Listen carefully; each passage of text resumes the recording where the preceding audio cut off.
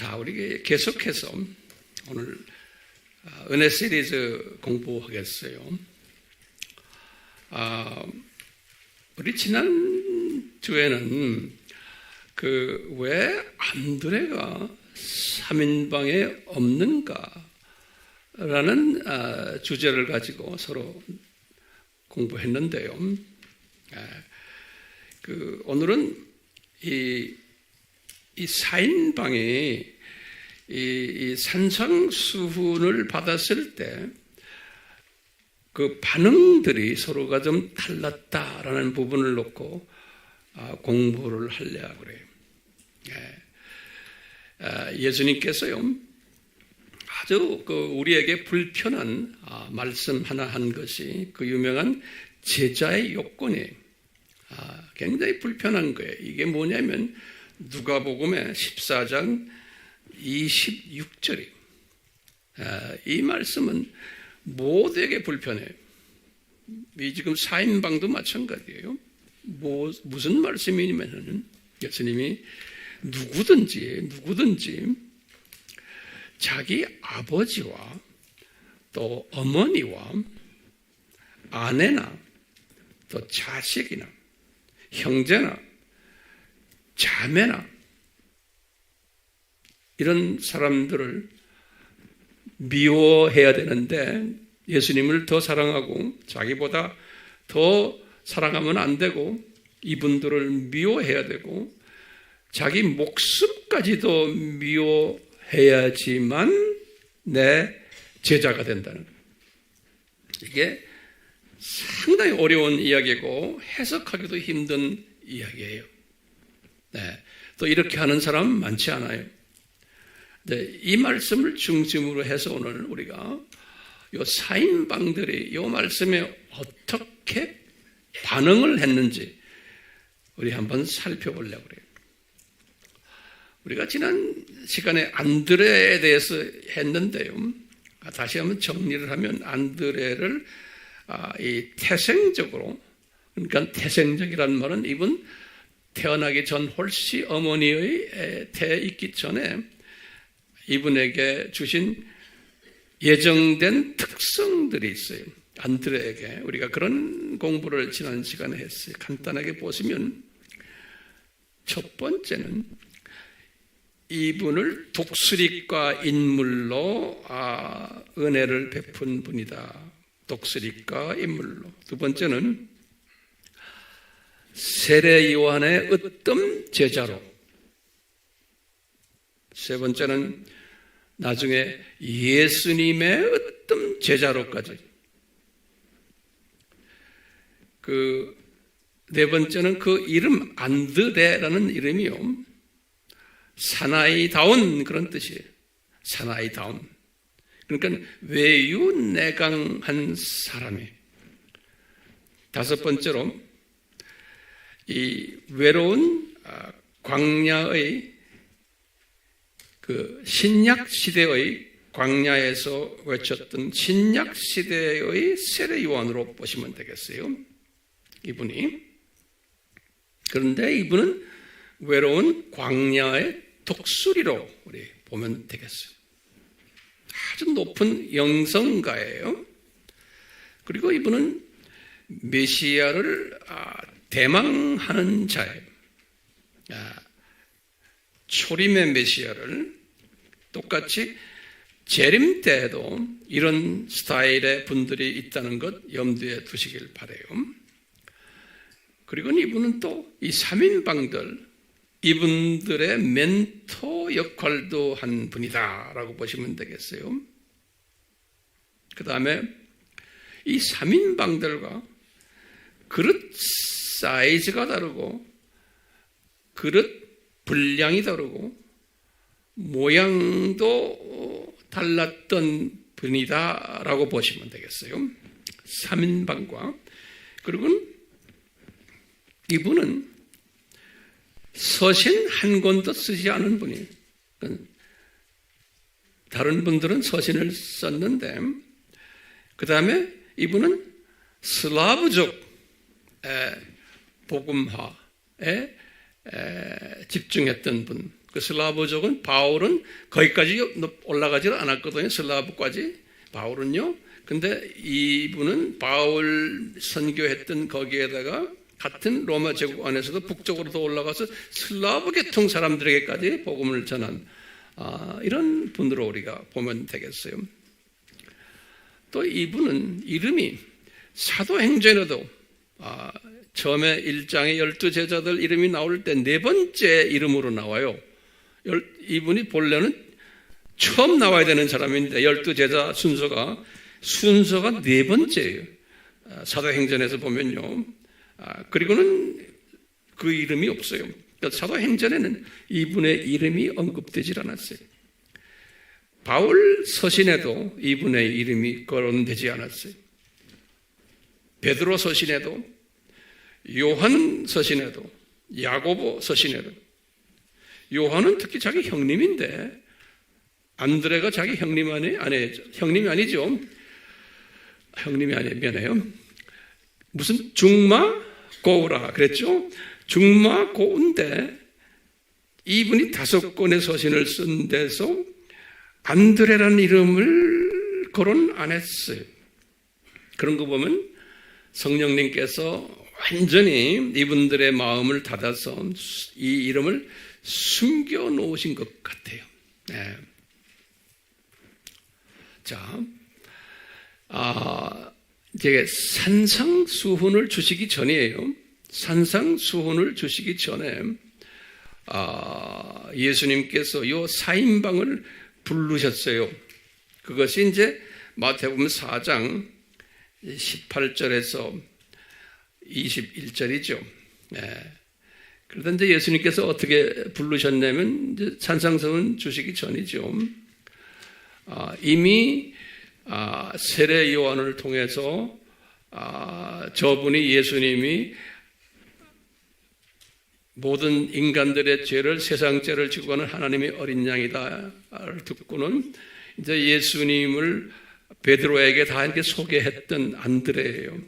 그렇게 하면 그렇게 만나건 그 다음에 또 아마 헤어졌던 것 같아요. 그러면서 이제 이 4인방들은 그냥 그런 분이 계시구나 이렇게만 알고 있으면서 다시 이제 낚시 그물 던지는 이런 일들을 하러 이제 갖는 거예요. 그럴 때 이렇게 그러니까 서로 구면인 관계예요. 그런데 예수님이 의도적으로 해변을 걸어 가시다가 베드로와 안드레가 그물을 던지는 것을 이렇게 보았어요. 지금 산상수훈 전 이야기예요. 그러니까 구면들이 이제 딱 보시고는 이분들에게 나를 따르라 이제 그러시는 거예요. 그리고는 사람 낚는 어부로 만들어주겠다라고 하신 것이 4장 18절에서 19절이에요. 그리고는 20절에 이들이 그물을 버리고 예수님을 따랐다 그랬어요. 그럼 우리가 볼 때 이분들은 이제는 고기 잡는 것을 포기한 분들인가 라고 볼 수 있어요. 근데 자세히 보면 아니에요. 그냥 그 당시 잠깐 예수님을 따른 거예요. 이분들 보니까요. 그리고는 저 멀리 예수님이 이렇게 보시다가 세베대의 아들들 둘이 야고보와 요한이 그물을 깁고 있는 장면을 딱 예수님이 보신 거예요. 그러면서 똑같이 말을 했어요. 나를 따르라. 그러니까 이분들이 배와 자기 부친을 남겨두고 예수님을 따랐다. 이렇게 돼 있어요. 마태복음 4장 21절에서 22절에 지금 산상수훈 던지시기 전 이야기예요. 그러니까 산상수훈 가르쳐주기 전에 이미 이분들이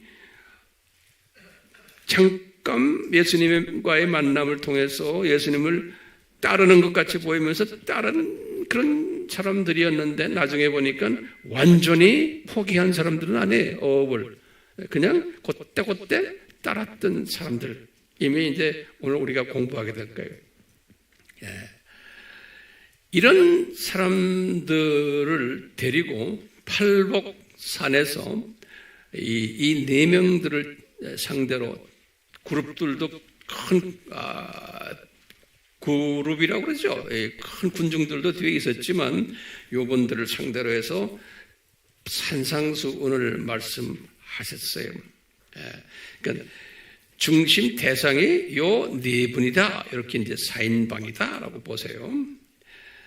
그러면 이 4인방을 예수님께서 어떻게 4인방을 주님께서 선택하셨나? 라고 보면 우리는 그냥 신학적으로 이렇게 보죠. 아하, 이것은 예수님의 주권이다. 굉장히 중요한 개념이니까 이런 부분들이 잘 소화하세요.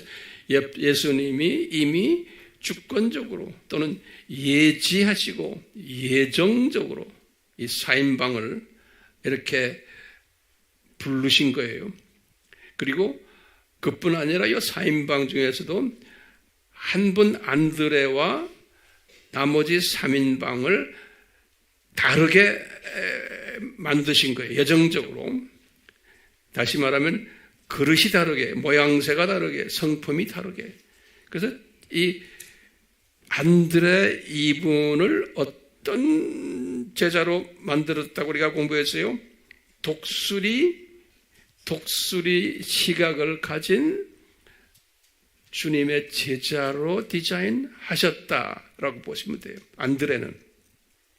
그리고 나머지 세 분들은 장차 독수리 시각이 되겠지만 시작을 두더지, 병아리, 참새 시각자로 이제 해서 3년을 훈련받게 하는 거예요. 근데 우리가 보면요, 이분들이 3년 훈련받고 이제 예수님이 승천하신 후에 오순절 사건이 있었잖아요.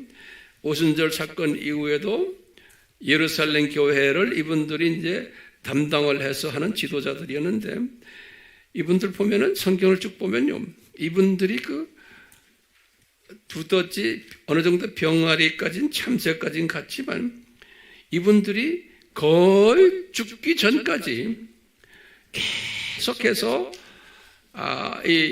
그저 새끼 독수리 정도까지, 그러다 죽기 전에 아마 독수리 시각 되지 않았나라고 저는 짐작을 해요. 그러니까 이분들은 이 3인방은 끊임없는 훈련을 통해서 시행착오를 통해서 날로 이 시각의 변화가, 그릇의 변화가 오고, 우리 대부분 저부터 시작을 해서 우리 모두가 다 이 3인방에 속해 있다라고 보면 돼요. 여러분 생각엔 황 목사님은 안드레 아니에요? 택도 없는 소리. 저는 안드레 격에 안 돼요.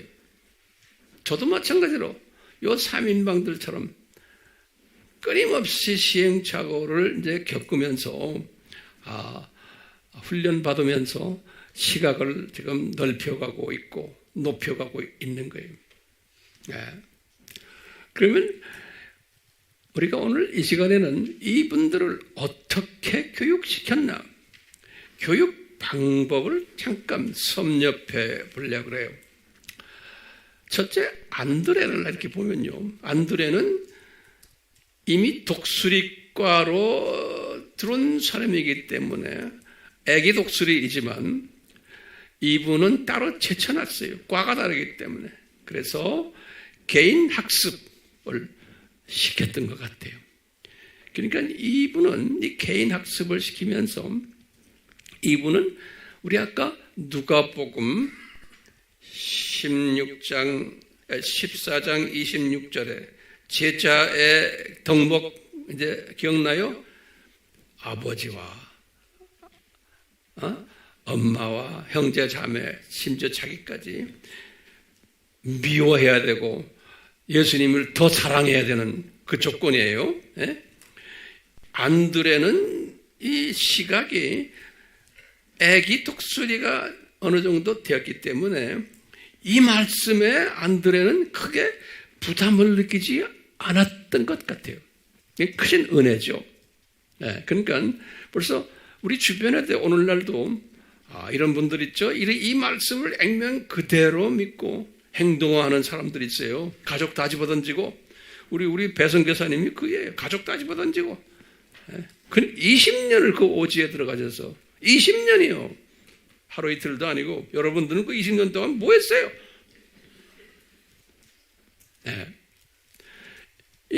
이렇게 주님이 은혜를 받은 사람은 이 제자도 누가복음 14장 26절을 편한 마음으로 안을 수가 있었던 거예요. 은혜가 필요한 거예요. 아무나 되는 거 아니에요. 저도 이거 못해요. 나머지 3인방들은 이 은혜가 없었기 때문에 아예 첫 밑바닥부터 시작을 하는 거예요. 그래서 이 사람들은 시행착오를 겪게 하면서 이제 두더지 시각부터 시작을 하는 거예요. 그래서 현장 교육을 시키세요. 눈높이 교육을 상황화 시켜서 또는 비유로 가르쳐줘요. 비유화 시켜서 그러면서 시행착오를 겪게 하면서 요 3인방들을 집중적으로 훈련시킨 것이 사복음서 이야기예요. 또 사도행전 이야기들이 이렇게 보면요. 근데 보면 이 3인방 중에서 가장 집중적으로 한 사람에게 집중한 대상이 누구였냐면 베드로예요. 베드로. 네. 그러니까 이 사복음서에 보면 또 사도행전에 처음 13장까지 보면은 12장까지 보면은 처음 베드로를 중심으로 해서 이야기가 전개되는 것을 우리가 알 수가 있어요.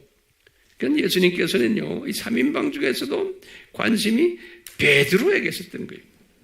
그래서 항상 베드로를 놓고 이야기를 하세요. 그러면 우리 질문이 있어요.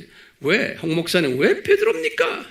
그러면 우리가 예수님의 입장에서 보면 이분을 이 예루살렘 교회를 개척해놓고 거기에 최고 지도자로 만들기 위한 예수님의 디자인이 있었어요. 저분을 최고 지도자로 만드는 저분이 누굽니까? 베드로를.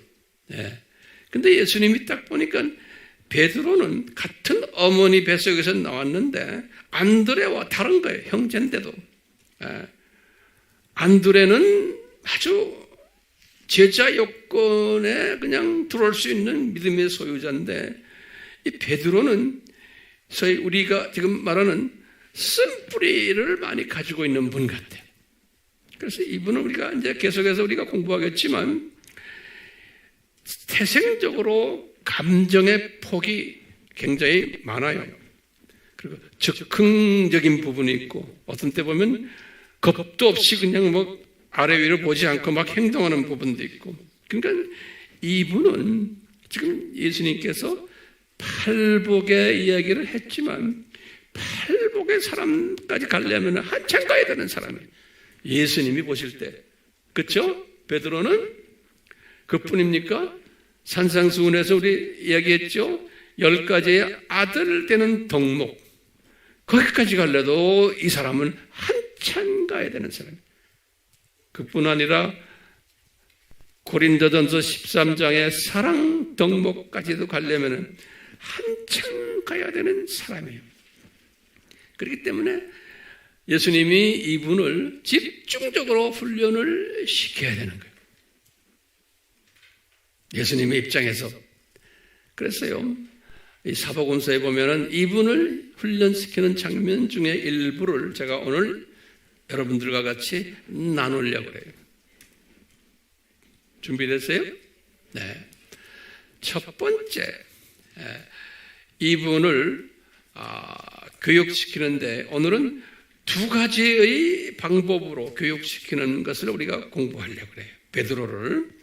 첫 번째 방법이 뭐였냐면 우리 마태복음 8장 14절에서 15절에 기록되어 있어요. 마가복음 1장 29절에서 31절 똑같아요. 누가복음 4장 38절에서 39절.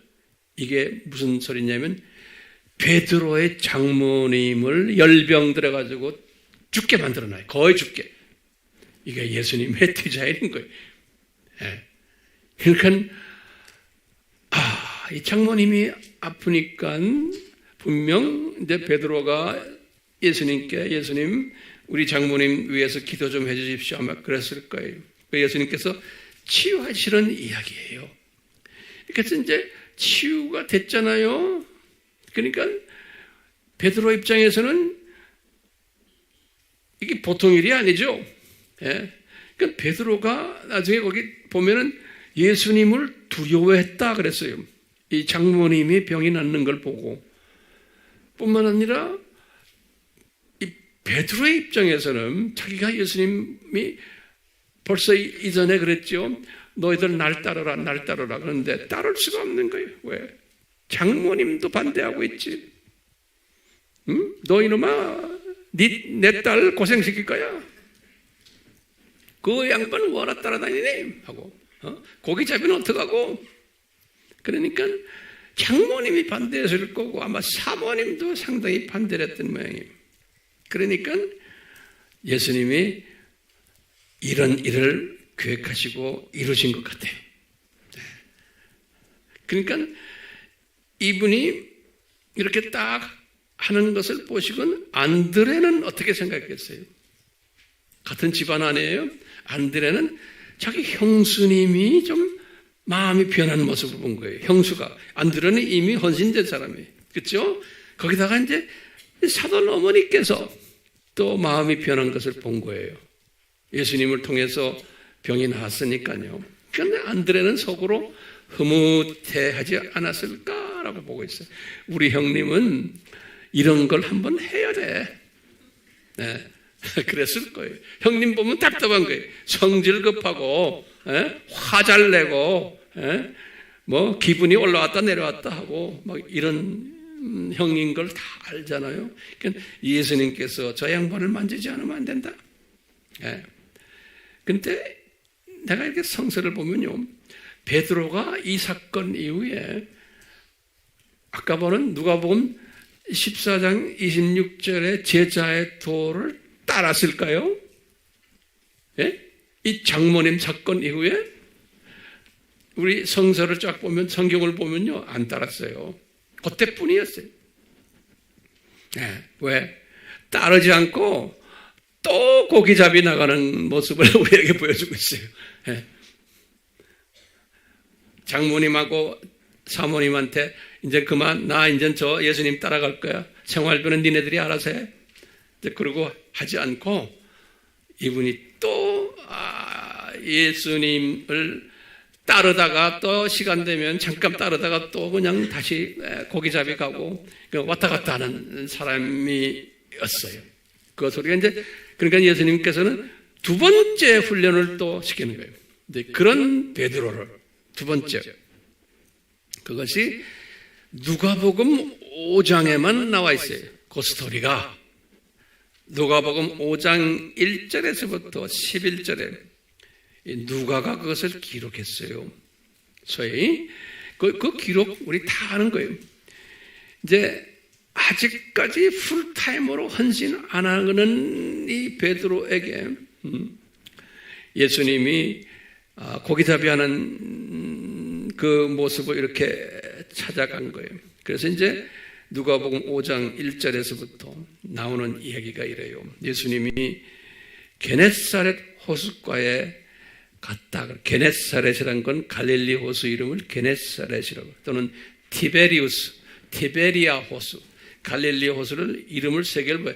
티베리아, 게네사렛. 이 게네사렛이라는 요 말은 요 누가복음 5장에만 나오는 단어예요. 게네사렛 그리고 갈릴리 호수.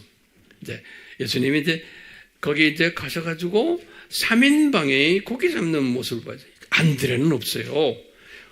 이 신기한 게요. 지금 요 고기잡이에서 이제는 안드레는 없다는 말은 뭐예요? 이분은 이미 세상 직업 다 손 놨다는 소리예요. 안드레는. 벌써 이게 다른 거예요. 사람이. 왜? 무슨 비전을 갖고 무슨 과예요? 애기 독수리과에 들어갔기 때문에 주님이 이분은 그런 마인드를 주신 거예요. 그래서 이 세 분이 고비자기 하는데 예수님이 가셔가지고 그 이야기를 이렇게 자세히 보면요, 상당히 재밌어요. 그리고 우리한테 시사하는 것이 많아요. 그 누가가 이렇게 써놨어요. 배가 두 척이 이렇게 있는 것을 예수님이 보셨다는 거예요. 근데 배가 두 척이 딱 이제 있는데, 그러니까 그 물에 떠 있는 게 아니고 지금 이 강가에 두 척이 있는데, 하나는 베드로의 배고, 그러니까 베드로와 안드레의 배라고 그러지 않았어요. 하나는 베드로가 타고 있는 배고, 또 하나는 야고보와 요한이 타고 있는 배다 그래요. 배 두 척이 있는 거예요. 거기는 안드레가 없어요. 그래서 이 두 척에 있는 이분들이 다 그물을 씻고 있었다 그랬어요. 고기잡이 하는 게 아니고, 이제 육지에서 그물을 씻고 있을 때 예수님이 오신 거예요. 그러면서 예수님이 오셔서 이제 대화를 하는데, 이분들이 왜 그물을 씻고 있냐면 밤을 새면서 고기잡이 했는데 한 마리도 잡지 못했다, 이렇게 기록이 되어 있어요. 밤을 새고서 고기잡이 했는데 이 두 배가 다. 그리고는 그런 상황 속에서 예수님이 베드로의 배에 들어가셨다 그랬어요. 베드로의 배. 지금 육지에서 그물을 지금 닦고 있는 그 베드로의 배에 들어가셔서, 여기 보면 안드레는 없어요. 그래서 베드로 보고 하는 소리가 뭐냐면 이 배를 띄워서 저 물가에 좀 나가자 그러는 거예요. 그래서 베드로가 이 물가에 나갔어요. 그럼 예수님이 그 배를 타시고는 물가에 서서 군중들에게 말씀을 하셨다 그랬어요. 물에 떠서 이제 배에서 이렇게 말씀하셨다. 누가복음 5장 3절에 말씀을 잠깐 하시고는 예수님이 베드로에게 그러시는 거예요. 베드로야, 이 배를 몰고 저 깊은 데로 가가지고 고기를 한번 낚아보자 그러는 거예요. 그 그물을 그쪽에 가서 내려라.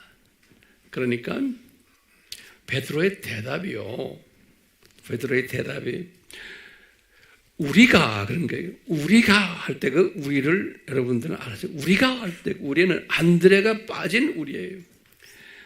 야고보와 요한과 그 다음에 나 베드로와 이 두 배가 우리가 밤새도록 애써 고기 잡으려고 했는데 한 마리도 잡지 못했습니다. 그러니까요.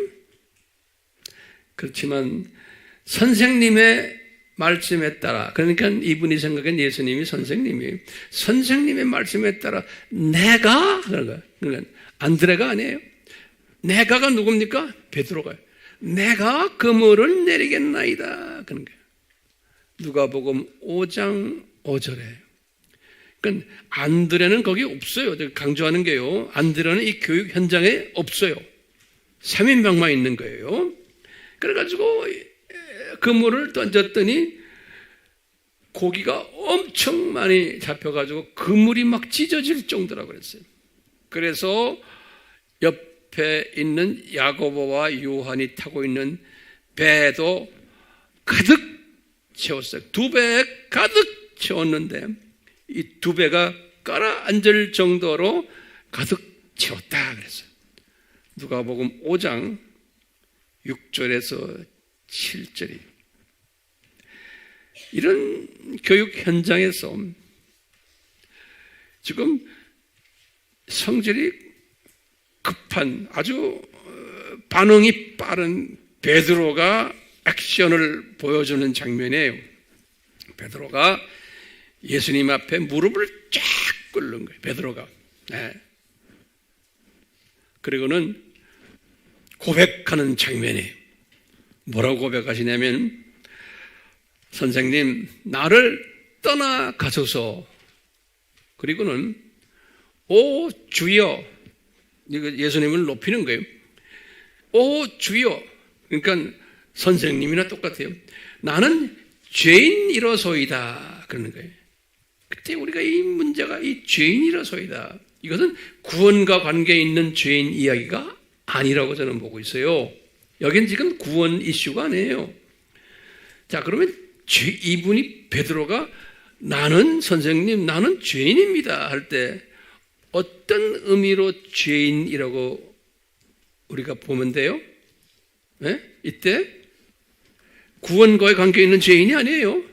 그러니까 이분은 지금 과거 예수님과의 약속들이 몇 개 있었죠. 너 나를 따르라 했는데 안 따랐잖아요. 그렇죠? 예. 이런 부분에서 내가 말 잘 듣지 않으니 죄송합니다. 예?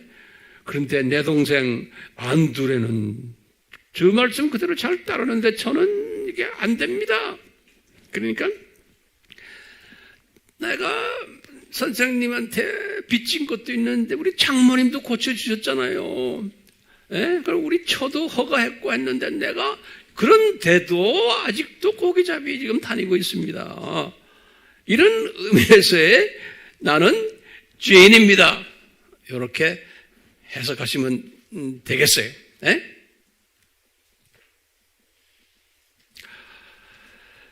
그러면서 이렇게 죄인입니다 하니까 옆에 있던 야고보와 요한도 놀래가지고 예수님한테 놀랬다라는 이야기만 그냥 하는 걸로 이 스토리는 끝내요. 다시 말하면요, 이 두 번째 교육이, 첫 번째 교육은 뭐였어요? 베드로를 향한 장모님 병 고쳐주는 거고요. 두 번째는 지금 고기를 두 그물 크게 해서 2배 가득 차게 하는 이런 일로 해내서 뭘 시키려고 그러는 거예요? 너 나 따라라 라는 한마디로 말하면 너 고기잡이 포기하고 이젠 나 따라라. 내 제자가 되라. 이제 이런 메시지였다라고 우리는 보면 되겠어요. 그러면 우리 질문 하나 던져봐요. 그러면 왜 안드레는 없습니까요? 안드레는 그러면 뭐라고 대답해야 돼요?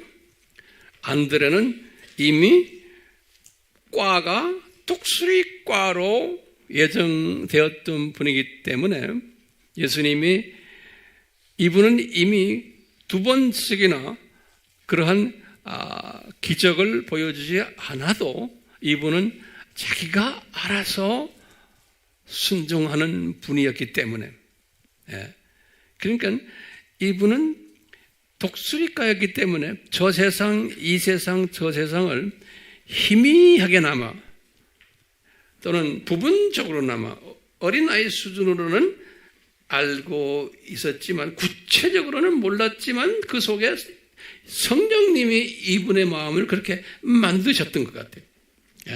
그 과에 걸맞게 여기 앉아있는 여러분들도 저렇게 제가 볼 때 이런 분들 분명히 있어요.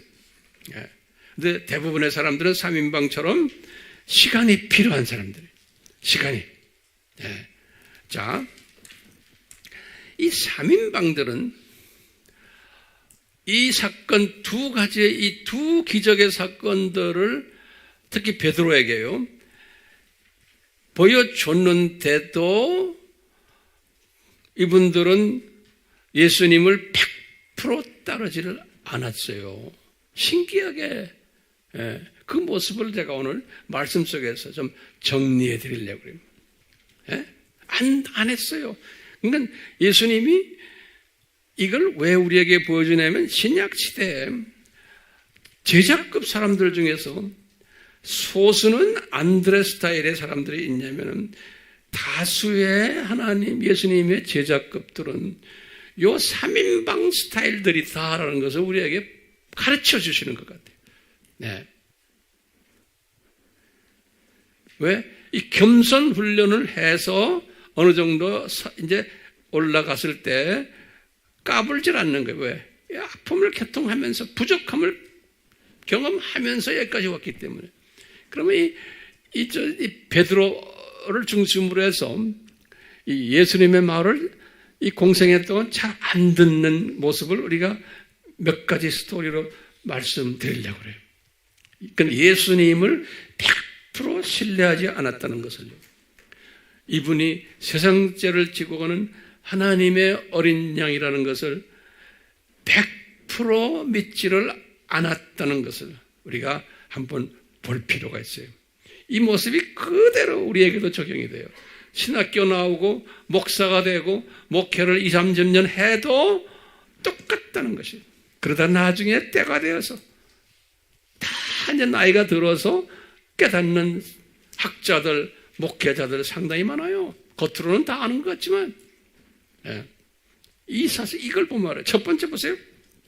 베드로가 이런 모습을 보여줘요. 예수님께서요. 우리 이제 다음 시간에 계속해서 내가 이제 이 부분을 좀 이제 자세히 말씀드리겠지만, 제자들에게 최소한 3번 뭘 하셨냐면, 내가 죽었다가 3일 만에 부활해서, 이제 나중에 이제 성전까지는 이야기하지만, 죽었다가 3일 만에 부활할 것을 최소한 한 4번은 한 것 같아요. 성경 구절을 들게. 나중에 우리 셀에서 보세요. 첫 번째 마태복음 16장 21절에서 여기 가이사라 빌립보에서 베드로가 그 유명한 고백하는 거 있죠? 그 고백이 끝난 후에 예수님이 16장 마태복음 21절 비로소, 그럼 다시 말하면 처음에 비로소 예수님이 이 제자들에게 내가 십자가에 달려 죽었다가 핍박을 받고 3일에 부활한다는 이야기를 제자들에게 하셨다라고 돼 있어요. 이분들에게. 마태복음 몇 장 몇 절이에요? 16장 21절에 굉장히 중요한 장이에요. 이 말씀을 하고 이분들이 한쪽 귀로 듣고 한쪽 귀로 그냥 흐트러 버린 거예요. 들어도. 그렇게 디자인된 사람들이.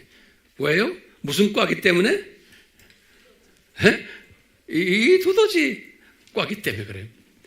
그리고는 17장 22절에서 23절에 가면 그 다음 장에 또 똑같은 말씀을 하셨어요. 예수님께서 이분들에게. 그리고는 26장 2절에 가서 또 그럼 똑같은 말씀을 하셨어요. 내가 십자가에 달려 죽었다가 제3일에 부활하리라. 그러니까 이 말씀을 3번 하셨죠, 최소한. 그뿐 아니라 그 훨씬 전에 마태복음 12장 39절에서 마태복음 12장 39절에 예수님이 너희들에게 표적이 뭐냐? 나는 요나의 표적밖에 보여줄 거 없다 그랬죠? 그러니까 같은 맥락이에요. 그러니까요, 예수님이 직접 간접으로 이 베드로에게, 딴 제자들도 마찬가지지만 베드로에게 본인이 죽으셨다가 3일 만에 부활할 것을 이렇게 설명을 해 줬어요. 네. 자, 그런데 실제로 예수님이 이 일에 이제 실현을 위해서 이제 잡혔을 때, 이제 십자가에서 이제 죽으시려고 할 때 도망갔어요. 이 사람들 다. 그렇죠? 다 도망갔어요. 그래도 가까이 계셨던 분이 이 요한이 다 도망가 버렸어요. 그 베드로는 예수님을 3번 부인까지 하고. 이것이 베드로의 잘못 같아요. 내 생각은 이것은 퍼펙트한 우리 예수님의 디자인 속에서 지금 움직여 나가는 거예요. 예, 우리 예정적인 측면에서. 예? 왜냐? 예수님이 네가 나를 3번 부인할 것을 예언까지 하셨어요. 그러니까 이게 디자인이요. 이게 베드로의 잘잘못 이 안에. 그러니까 우리가 자칫하면은 이 알메니안주의적인 인간 책임론자들은 아하, 이건 인간 책임이다. 아니, 예수님의 뒤에서 갖고 있는 디자인인 거예요. 디자인이에요. 그래서 이분들이 예수님이 부활하셨는데도 믿었어요? 안 믿었어요? 못 믿었어요. 신기하죠? 예? 이렇게 다 알려줬는데도 못 믿었어요. 그래서 어떻게 했어요? 다들 자기 고향으로 돌아가 버렸어요. 그래서 고기잡이를 다시 시작했어요. 그게 요한이 기록했어요. 요한복음 21장 1절에서 2절에 부활하신 후에 그때 보면 요한이 딱 기록하기를 고기잡이를 하는 사람들의 이름을 기록해놨어요. 고향에 돌아가서 7명의 이름이 나와요. 요한복음 21장 2절에 그 7명을 보면 순서가 또 있어요. 여러분들 황 목사님 뭐 그런 것까지 다 하세요. 해야 돼요. 왜냐하면 우리 이런 걸 보면서 성령님이 우리에게 가르쳐주는 거예요. 지금 우리가 이 연습하는 거예요. 영성 훈련하는 거죠. 아멘이요? 네. 성경 공부하는 게 아니에요. 우리는 영성 훈련을 하는 거예요. 예수님의 마음을 훈련받는 거예요. 우리가요. 네. 거기 7명 이름을 딱 보니까 요한이 적어놓은 거예요. 그러니까 요한은 예수님이 가장 가까이 있는 사람이잖아요. 요한이 적어놓은 거예요. 딱 보니까요. 넘버원에 베드로에 딱 나와요. 이 베드로 이 양반이 넘버원에 요한이 볼 때도 제일 앞장서서 우리 다 고향 가자 막 그랬던 것 같아. 그래서 넘버원을 베드로, 두 번째는 의심이 있었던 도마 이름이 나와요. 도마는 갑자기 지금 세컨맨으로 도마가요. 제 이름이 토마스 아니에요? 내가 여기에 들어가는 것 같아. 그 다음에 별 이름이 없었던 나다니엘이 세 번째로 나와요. 높은 분이. 예? 그 다음에 네 번째로 야고보가 나오고 그 다음에 요한이 나와요. 요한이 다섯 번째로. 그리고는 여섯 번째하고 일곱 번째는 요한이 이름을 적질 않았어요. 다른 두 제자들 그랬어요. 왜 이름을 적지 않았을까? 그건 의문이에요. 요한이 아마 성령님이 그렇게 하라 그런 것 같아요. 그러면 그 두 제자가 누굴까? 분명 안드레는 아니에요. 안드레였으면 제일 앞에 나오죠. 요한은 안드레하고는 중마고우예요. 그렇죠? 그렇기 때문에 안드레는 이 장면에 없다는 걸 알아요. 그런데 다른 두 제자들 저는 빌립이 아니면 빌립과 바돌로메 정도였다라고 저는 보여요. 안 그러면 마태든지. 네. 그렇기 때문에 우리가 지금 베드로가요. 이렇게 훈련받고 예수님이 이렇게 내가 죽었다가 부활할 것을 이야기했는데도 예수님을 세 번씩 부인도 하고 부활하신 예수님을 잘 믿지도 않고 아예 집어 던지고 다시 고향에 가서 고개잡이 하는 모습을 지금 우리에게 지금 보여주고 있어요. 그런데 안드레만은 아닌 거예요. 지금까지 잘 따라오고 있어요? 네. 그러니까 우리가요, 예수님의 제자들도, 교회 안에 있는 사역자들도 이런 모습들이 있구나 하는 것을 우리가 이제 보는 거예요. 자, 이 사인방이 산상수훈을 들었죠. 지금부터 잘 들으세요. 이제 거의 결론적이지만 중요한 메시지. 지금부터. 이 사인방이 불리움 받았죠. 산상수훈 적기 전에. 그렇죠? 마태복음 4장 18절에서 21절에 너희들 다 집어던지고 날 따라와라 했죠. 그래놓고 이분들이 따라오다가 팔복산에서 지금 산상수훈을 지금 듣고 있는 거예요. 예.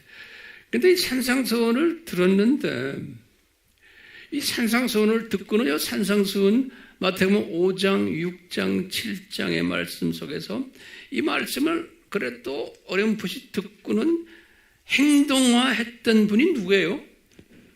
안드레예요. 안드레예요. 100% 마음에 들지 않지만 벌써 안드레는 가치관과 세계관과 물질관 가족과는 다 변해버린 거예요. 자기도 모르게. 그 산상수훈을 들으면서. 특히 산상수훈에서 그 6장에 보면요. 6장에 보면 기가 막힌 말씀들이 있어요. 그게 뭐냐면요. 이제 6장 19절부터 이렇게 보시면 다 아는 이야기들이에요. 예수님이 무슨 말씀을 하셨냐면 이 네 분에게 니네들 너희 보물이 있는 곳에 너희 마음도 있단다 그러는 거예요. 너희 보물이 있는 곳에 너희 마음도 있단다. 그렇기 때문에 너희들 두 주인을 섬기면은 안 된단다 그러는 거예요. 그러니까 나를 전적으로 섬겨야지 돈도 섬기면서 직장도 그 돈 버는 거 섬기면서 두 짐승을 동시에 섬길 수 없단다. 제자는 그러는 거예요. 그러니까 이 말씀을 안드레는 듣고는 그대로 실천한 사람이에요. 그 은혜 받은 사람이에요. 그러니까 은혜가 없으면 이게 안 되는 거예요. 3인방은 이 말씀을 듣고 그냥 한 귀로 듣고 한 귀로 버려버린 사람들. 이 말씀 했는데도 고기잡이 간 사람들이에요. 이게 차이가 나는 거예요. 그래서 이게 두 주인 섬기는 일을 딱 가르쳐 줬는데 두 그룹으로 딱 갈라지는 거예요. 그 다음에 예수님이 또 하신 말씀이 있어요. 뭐좀 니네들 나를 따르려면 의식주를 걱정하지 말아라 그러는 거예요. 6장 25절에서 32절에 두 주인은 6장 24절이에요. 다시 말하면 니네들이 내 제자가 되려면 의식주 걱정하지 말아라 그런 거예요. 그러면서 아버지께서 다 책임져 줄 거다 그러는 거예요. 아버지께서 그러면서 예수님이 그 유명한 공중의 새를 보라 그런 거예요. 공중의 새를 그러면서 저 새들은 씨앗을 뿌리지도 않는데도 또 거두지도 않는데도 곡간에다가 모아놓지 않는데도 저 공중의 새들은 그냥 자기네 원하는 대로 배불리 먹고 들고 지내지 않느냐 그러는 거예요. 그리고는 또 그러는 거예요. 너희들 들어있는 백과파를 봐라 그런 거예요. 옷 입는 거 어떻게 하는 것 걱정하지 말아라. 수고도 안 하고 길쌈도 아니하는데도 솔로몬의 옷보다도 더 아름다운 저 백화포를 봐라.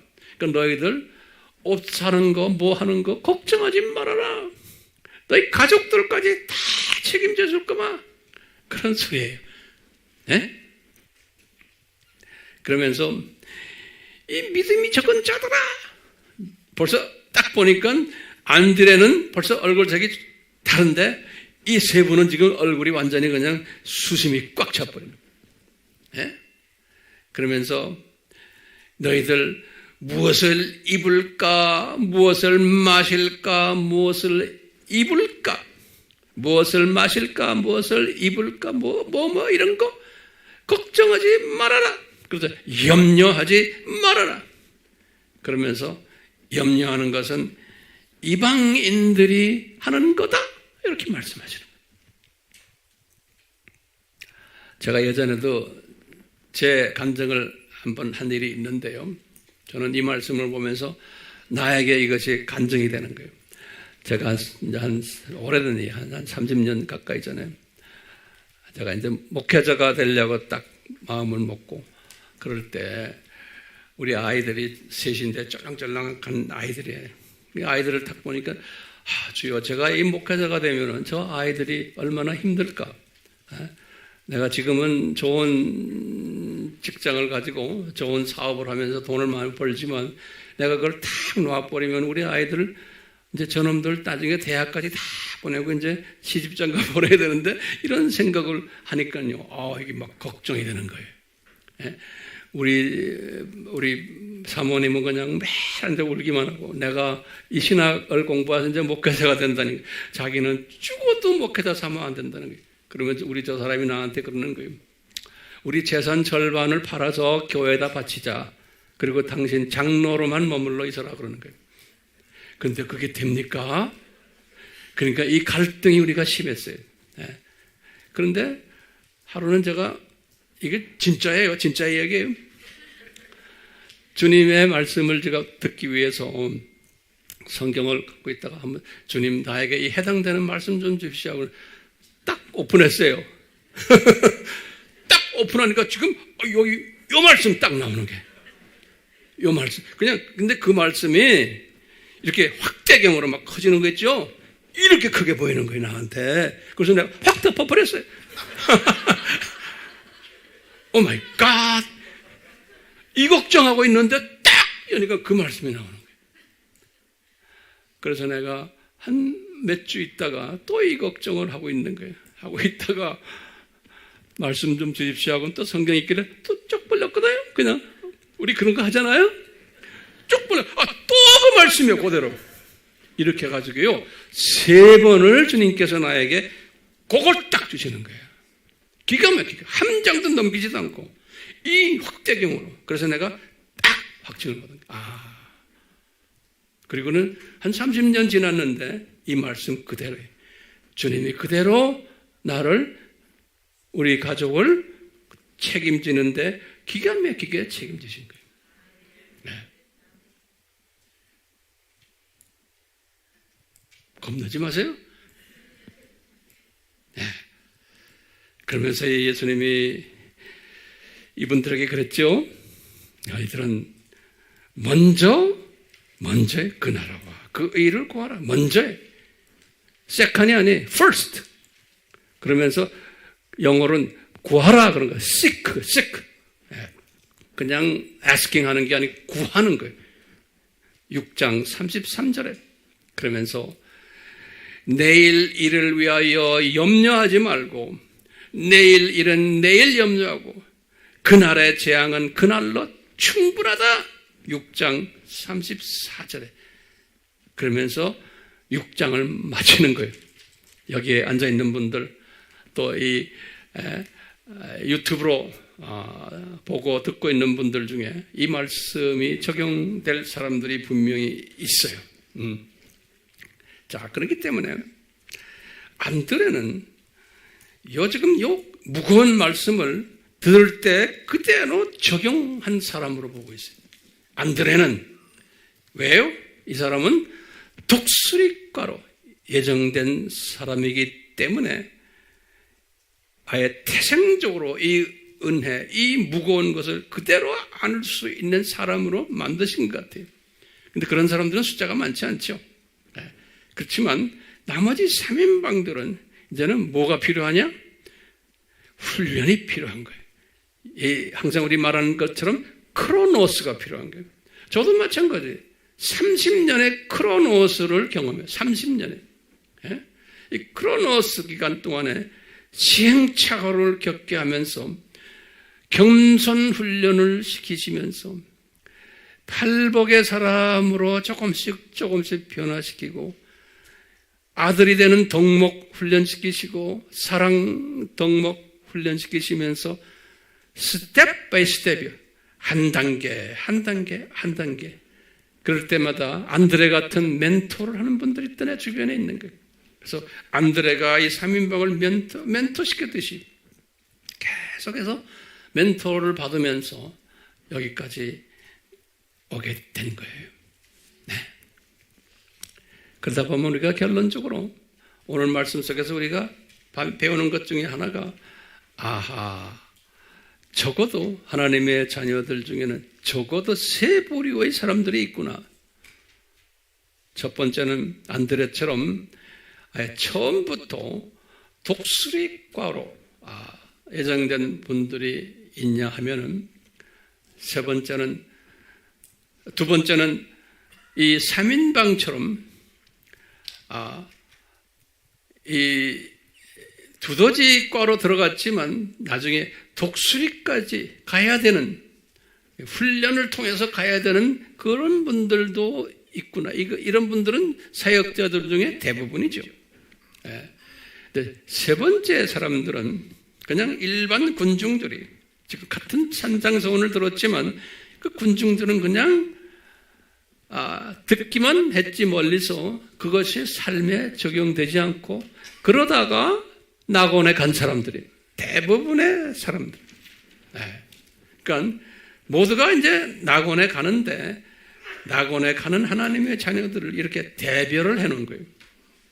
그러면 황 목사님 왜 이렇게 대별을 해놨습니까? 예수님이? 그러면 뭐라고 대답해요?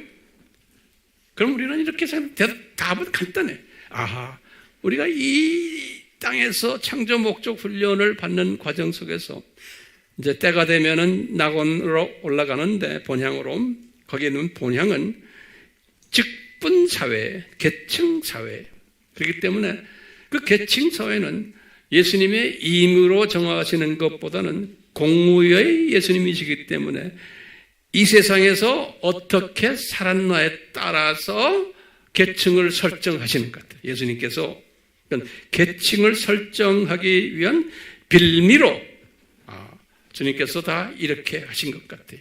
왜냐하면 보면 하나님의 자녀들도 생명책에 기록한 대로 우리 행위가 전부 다 기록이 되는데 생명책에 그 기록에 따라서 이제 예수님께서 우리의 직분을 설정한다라고 보면 되겠어요.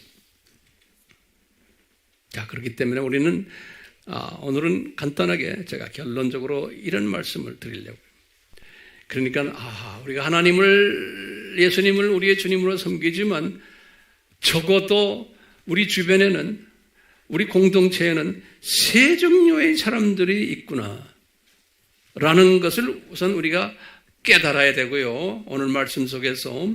그리고는 안드레 같은 사람이 있냐 하면 모두가 아니고 소수가 그렇고 대부분의 목회자들도 신학생들도 선교사들도 이 3인방 속에 들어와서 끊임없이 훈련받으면서 시행착오를 겪어가면서 가는 그런 분들도 많구나 라는 것을 항상 잊지 말아주시고, 그리고는 대부분의 하나님의 자녀들은 이런 거에 대해서 무감각하구나, 산상수훈에 무감각하구나, 그리고 두 주인 섬기는 것보다 예수님보다 세상 주인을 더 섬기는 이러한 사람들이 더 많구나라는 것을 우리가 깨달으면은요, 자기도 모르게 그릇이 커져버려요.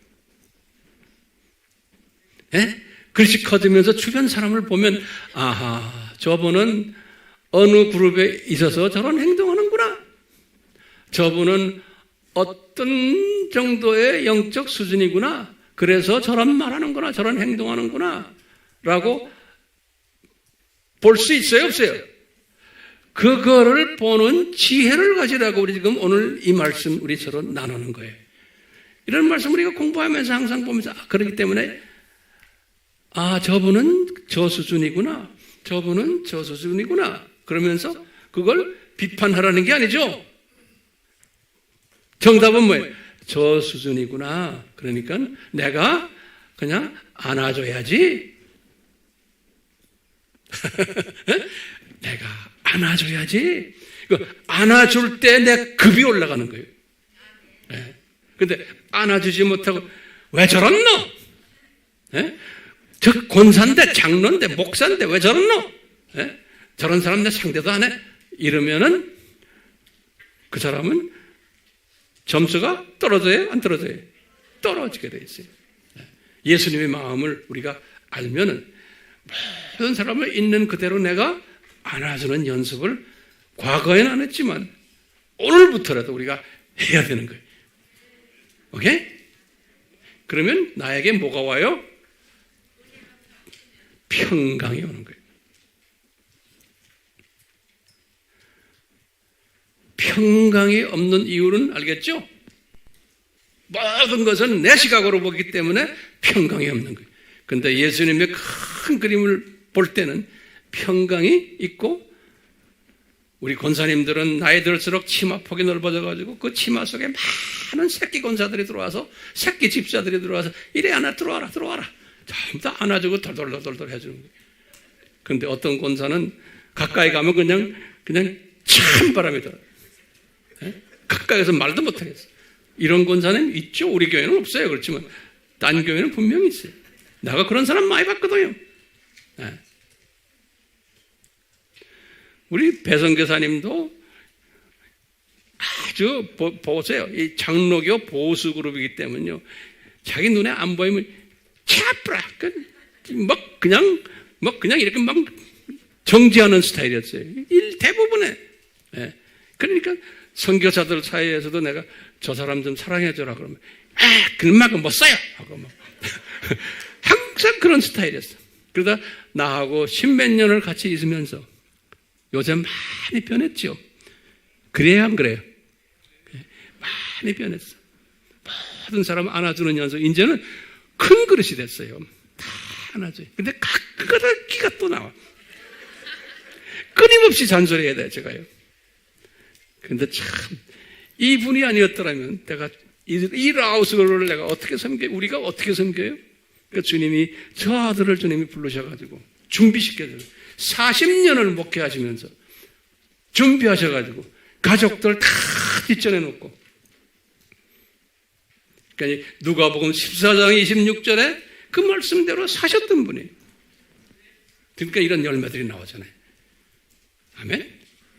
우리 모두가 다는 아니지만 이제 이 원칙을 깨닫고 성령님이 각자에게 말씀하실 거예요. 주님, 말씀해 주시옵소서. 예수님 오늘 주신 이 말씀 속에서 각자에게 필요한 말씀을 주셔서 때가 되어 카이로스 때가 되었을 때 주님 앞에 헌신하는 한 분 한 분 되도록 이 복을 내려 주시옵소서. 그래서 우리가 한 알의 씨가 많은 열매를 맺는 그러한 우리 삶이 되도록 은혜 주시기를 바랍니다. 예수님의 이름으로 간구하옵나이다. 아멘.